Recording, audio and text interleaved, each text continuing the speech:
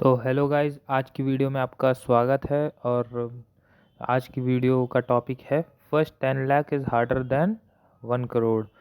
स सीधा सीधा मतलब समझिए कि भाई पहला जो 10 लाख है वो 1 करोड़ से मुश्किल कैसे है। पहला 10 लाख ज़्यादा मुश्किल है 1 करोड़ पहुंचना। तो चलते हैं अपने टॉपिक पे। उससे पहले मार्केट अपडेट देख लेते हैं। तो आज इंडियन मार्केट में अब बहुत ज़्यादा ही लाल था। निफ्टी 50 बाई 1.1661% गिरा है। नेक्स्ट 50 बाई 2% बहुत भारी गिरावट। Nifty mid cap 1.12% and small cap तो 0.87% माइनस में। तो हमारा ये देखिए सेक्टर में क्या इशू आया है, मैं बाद में बताऊंगा। ये गिरा इतनी बड़ी गिरावट हुई क्यों है। रियलिटी टॉप लॉस लूज़र है। ऑटो भी बहुत तेज़ी से गिरा है भाई, 2% के खिलाफ आसपास रियलिटी गिरा है। और ऑटो 1.5% के आसपास। और बैंक 1%। एफ एम सी जी भी 0.8%। ये तो आईटी तो एकदम फ्लैट मिक्स था। और थोड़ा बहुत ग्रीन में था फार्मा। और ऑयल गैस अच्छा ग्रोथ था। क्यों था आगे पता चलेगा। ब्रेंट क्रूड का जो प्राइस है वो बहुत ज़्यादा इंक्रीज़ हुआ है। तो ये निफ्टी का इंडियन मार्केट का अपडेट था। चलते हैं वर्ल्ड मार्केट अपडेट पे। वर्ल्ड बाहर तो ऑलमोस्ट हर जगह पॉजिटिव ही है। 0.17 यूएसए में S&P 500 फ्यूचर्स आज का जो रात का रहने वाला है।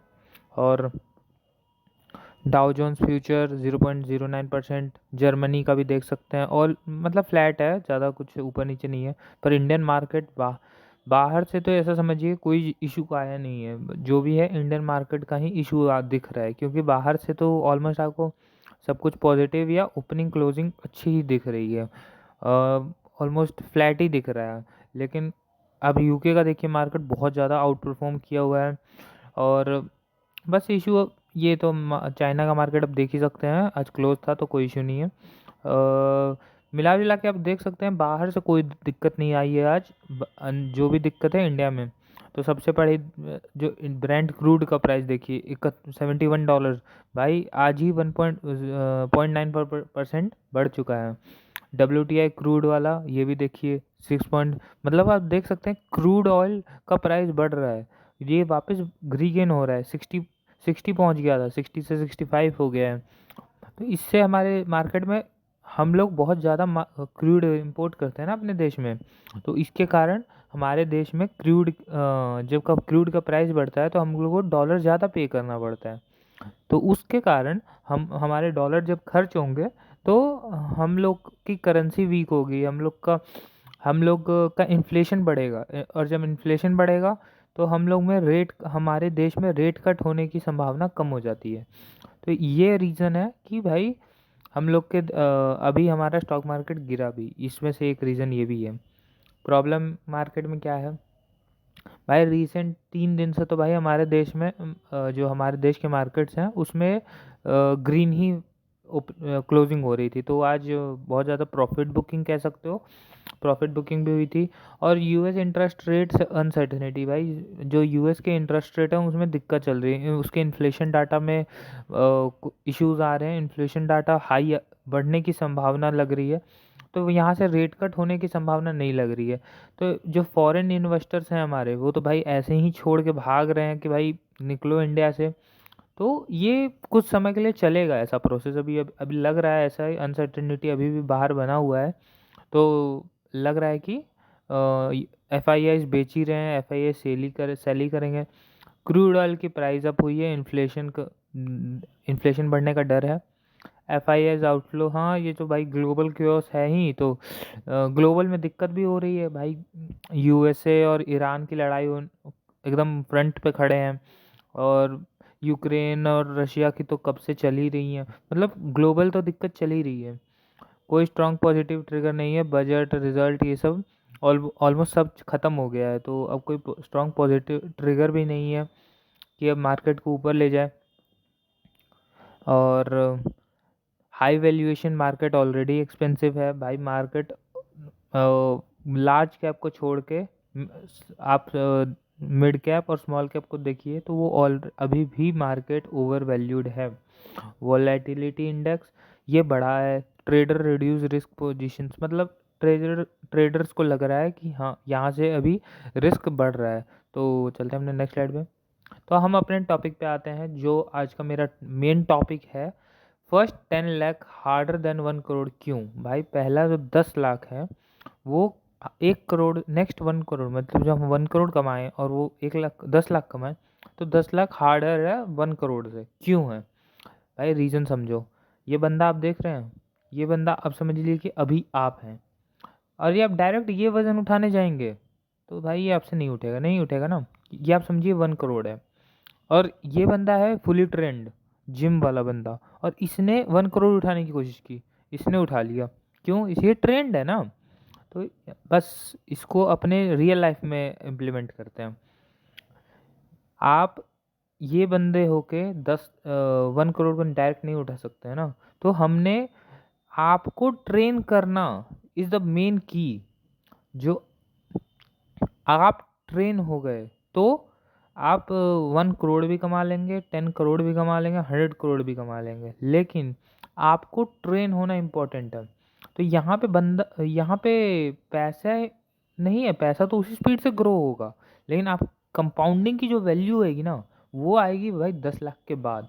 तो मेन जो मेंटेलिटी चेंज का है वो 10 लाख के बाद ही चेंज होती है। उससे पहले मेंटेलिटी चेंज बहुत ज़्यादा ही टफ होता है। हर एक चीज़ टफ होती है। तो ऐसा समझ लो कि 10 लाख पहुंचने में जो आपको मेहनत लग रही है वो उसका 10% आपको करना पड़ेगा 10 लाख से 1 करोड़ पहुंचने में। तो भाई यहाँ पे आपको मेंटेलिटी चेंज करनी है। इस मेंटेलिटी से उठना है कि भाई मैं ये पोजीशन में रह के, मैं ये बॉडी बना रह के आप सीधा 1 CR को रीच कर लेंगे। ये बंदा यहाँ उठा लिया है, लेकिन ऐसा मत समझना कि ये अपनी पूरी जान लगा के उठाया है। ये बंदा बिना उसके उठा लिया है जान लगाए। तो चलते हैं अपने नेक्स्ट स्लाइड में और समझते हैं why first 10 lakh is hard. पहली बात अब इसको समझ लो भाई। लो स्टार्टिंग सैलरी, स्टार्टिंग में सैलरी छोटी होती है। लिमिटेड सेविंग कैपेसिटी, हम स्टार्टिंग में सेविंग कम कर सकते हैं, कर पाते हैं। इनविजिबल कंपाउंडिंग, कंपाउंडिंग की पावर इनविजिबल होती है, दिखती ही नहीं है। मैं आपको आगे शो भी करूँगा कैसे होती है, कैसे पता चलेगा। सेविंग, जो हमारी सेविंग्स होती हैं वो आपके रिटर्न से ज़्यादा होती है। ये जो सबसे बड़ा आपका डीमेरिट टाइप आपको लगेगा कि भाई हमारी जो सेविंग हो रही है, हम 10,000 सेव कर रहे हैं और जो रिटर्न आ रहा है वो एक मुश्किल से 100 रुपये आ रहा है, 200 रुपये आ रहा है। भाई आदमी डिमोटिवेट होता है। वही ये वो फेज़ है।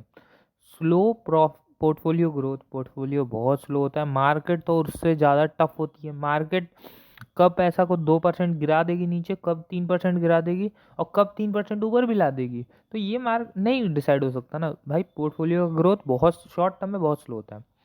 राइजिंग लाइफस्टाइल एक्सपेंसेस, जब आप ग्रो करेंगे, आपके पैसे ग्रो कर रहे हैं तो आप खर्चे भी आपके धीरे धीरे ग्रोथ होने लगती है। यह आदमी को समझ में नहीं आएगा लेकिन होता है। सोशल कंपैरिजन प्रेशर, बाकी लोगों से जब कंपैरिजन करते हैं ना तो हम लोग क्या सोचते हैं कि भाई हम लोग बराबरी करके रखें। अरे भाई स्टार्टिंग में आप 10 लाख पहुँचे हो, पहले समझो कंपैरिजन तब करोगे ना भाई जब तुम उसके बराबर उससे ऊपर पहुँच जाओ। फिर तुम उससे ज़्यादा अगर तुम्हारे पास पैसा है ना, तुम कंपैरिजन करना ही नहीं चाहोगे।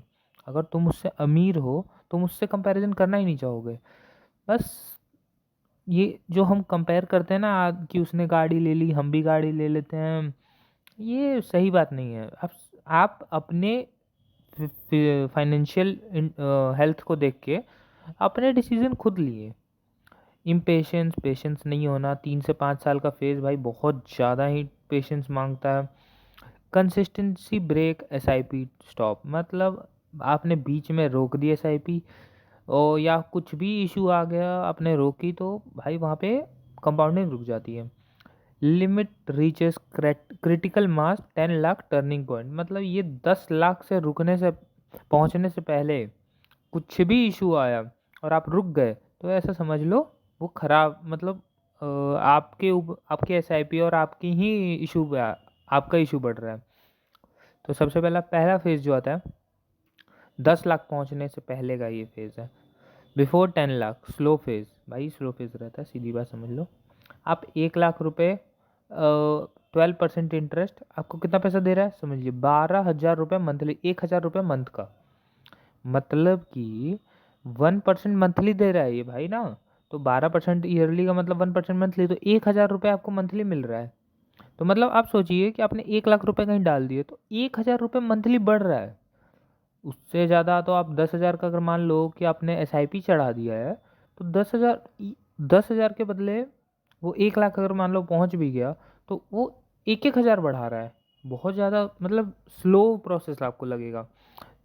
यहाँ पे 3 लाख होने के बाद भी 36,000, 3,000 ही बढ़ रहा। 5 लाख होने पे भी 60,000, मतलब 5,000 साल महीने का बढ़ रहा। तुम नोटिस करो कि तुम 10,000 मंथली इन्वेस्ट कर रहे हो, पर मार्केट सिर्फ 1,000 5,000 ऐड कर रहा है, मतलब बहुत कम अमाउंट में ऐड कर रहा है। मतलब तुम खुद ज़्यादा कमा रहे हो, रिटर्न कम, इसलिए ग्रोथ फील नहीं हो रही भाई। यहाँ पे ये रीज़न बहुत ज़्यादा बड़ा रीज़न है कि भाई पहले 10 लाख आपको स्लो क्यों लगती है। अराउंड 10 लाख टर्निंग पॉइंट, ये जो अब 10 लाख पहुँच गए, फिर उसके बाद आप सोचो कि 10 लाख आपने कमाया, 12% इंटरेस्ट मिल रहा है, 1,20,000 साल का, मतलब आपने 10,000 तो कमा रहे हो। तो मतलब यहाँ पे ग्रोथ 10,000 की नहीं हो रही मंथली, अब यहाँ पे ग्रोथ 10,000 आपकी आपने डाले, और 10,000 जो आपको मार्केट ने आपको लगा दिए, तो 20,000 ग्रोथ हो रहा है, समझे। तो ये है 10 लाख की पावर, जो आपने 10 लाख इन्वेस्ट किए। तो अब सोचो कि अब जहाँ 10,000 साल महीने का बढ़ रहा था आपके कॉर्पस में, वहाँ पे अब 20,000 बढ़ रहा है। तो यहाँ पे आपने जितना वो करना था, मतलब आप जितना पैसा डाल रहे थे उतना ही मार्केट भी आपको देने लगता है। तो आपको डर कम लगने लगता है, आपके पेशेंस लेवल बढ़ने लगती है कि हाँ भाई मेरा कॉर्पस बढ़ रहा है, मैं कहीं तो पैसा अच्छा जगह इन्वेस्ट कर रहा हूँ, ये आपको लगने लगता है। तो ये वो जगह टाइम होता है। यहाँ तुम अकेला वेल्थ क्रिएट नहीं कर रहे, वेल्थ भी तुम्हारे हेल्प कर रहा है, समझे बात को। यहाँ पे तुम वेल्थ को बस सिर्फ नहीं क्रिएट कर रहे, वेल्थ जो तुम्हारा पैसा ऑलरेडी बना हुआ है वो भी तुमको खूब हेल्प करेगा। बस टाइम का खेल है भाई, टाइम का खेल।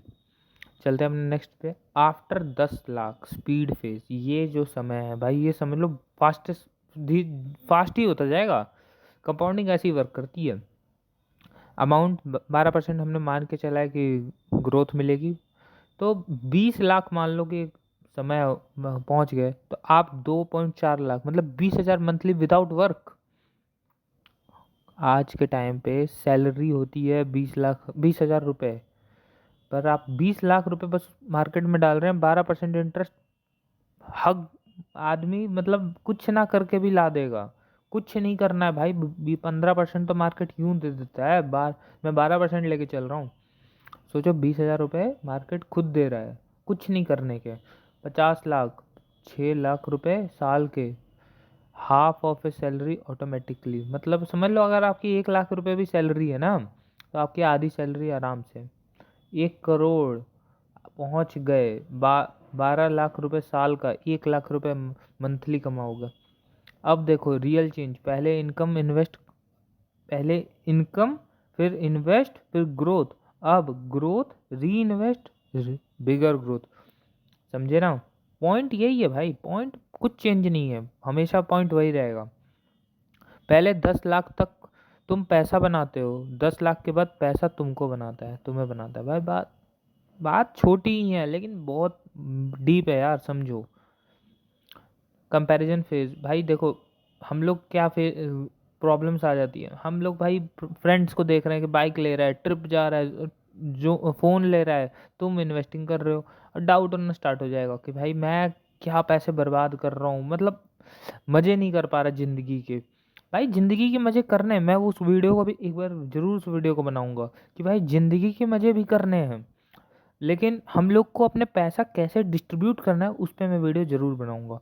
और पेशेंस का टेस्ट फेज, भाई patience, compounding need patience bro. Compounding हमेशा 3 से 5 साल तक रिजल्ट एग्जाइटिंग नहीं होता है। ह्यूमन ब्रेन को क्विक रिवॉर्ड चाहिए होता है भाई। ह्यूमन ब्रेन ऐसा ही होता है, तुम मानो या ना मानो। ह्यूमन ब्रेन मांगता है कि मेरे को क्विक रिजल्ट चाहिए। यहाँ लोग ट्रेडिंग या क्विटिंग कर देते हैं, मतलब या तो वो ट्रेडिंग स्टार्ट कर देंगे क्योंकि भाई पेशेंस क्विक रिजल्ट चाहिए, और क्विट कर देते हैं कि इन्वेस्टिंग की भाई कुछ रिजल्ट तो आ नहीं रहा। देखो 0 से 5 साल कुछ ग्रोथ नहीं, 10 साल कुछ ग्रोथ नहीं, 15 साल के बाद ग्रोथ विजिबल है, 20 साल के बाद भाई एक्सपोनेंशियली ग्रोथ स्टार्ट हो गया, और 25 साल पे 30 साल पे तो आप सोचो कि भाई लाइन आपकी सिर्फ कर्व ऊपर जाएगी। मंथली मंथली आपको इतने आपकी सैलरी से 3-4 गुना 3x 4x रिटर्न आपको मिलेंगे। तो आप मैं आपको एक चार्ट से ही समझिए कि पहले साल आपने 1.2 लाख इन्वेस्ट किए, पोर्टफोलियो वैल्यू आपकी 1.3 लाख, कुछ ग्रोथ नहीं लगा भाई, क्या ही मैं 10,000 तो एफडी में ज़्यादा कमा लूँ।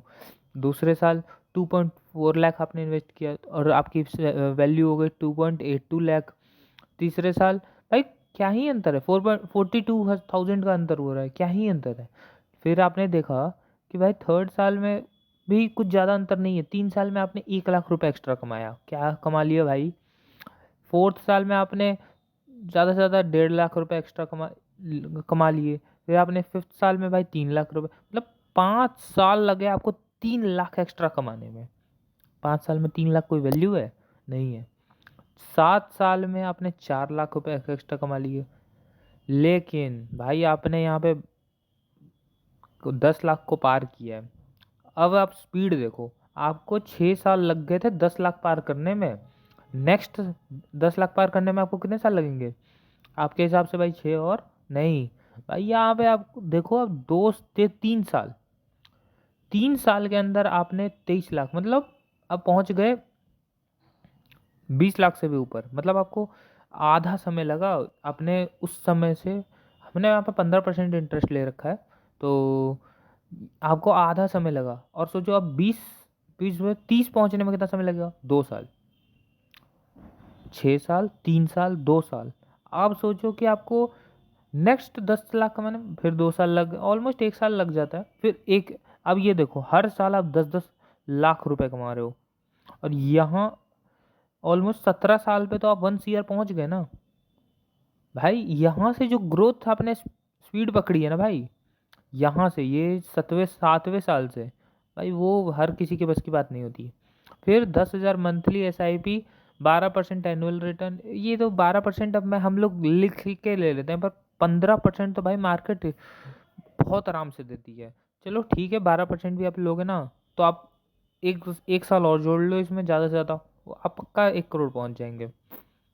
वॉरेन बफेट कहते थे भाई, stock market is a device for transferring money from patient to inpatient, impatient to patient, sorry गलती बोल देता हूँ। वॉरेन बफेट सर ने कहा है कि भाई जो मार्केट, स्टॉक मार्केट एक ऐसा डिवाइस है, ट्रांसफर, पैसा को ट्रांसफर करता है भाई, कि इम्पेशेंट लोग जो भाई पेशेंट नहीं रख सकते हैं, उनसे पेशेंट लोगों के पास। तो पेशेंट आदमी पहले 10 लाख पेशेंस मांगता है, पहले 10 लाख पेशेंस मांगता है, वेल्थ आफ्टर दैट, उसके बाद वेल्थ अपने आप क्रिएट होती है। तो चलो, थैंक यू भाई गाइस। अब लास्ट मैं यही कहूँगा, चलो कल की वीडियो का मैं आपको एक ओवरव्यू दे देता हूँ कि क्या है कल की वीडियो। कल मैं अपनी जर्नी बताऊँगा कि मैं 10 लाख तक कैसे पहुँचूँगा। मैं अभी आपको, मैं ये भी कल ही बताऊँगा कि मैं कहाँ पे पहुँचा हूँ अपने 10 लाख की, पहली 10 लाख की जर्नी में। और चलते हैं भाई, bye bye, thank you for watching, signing of.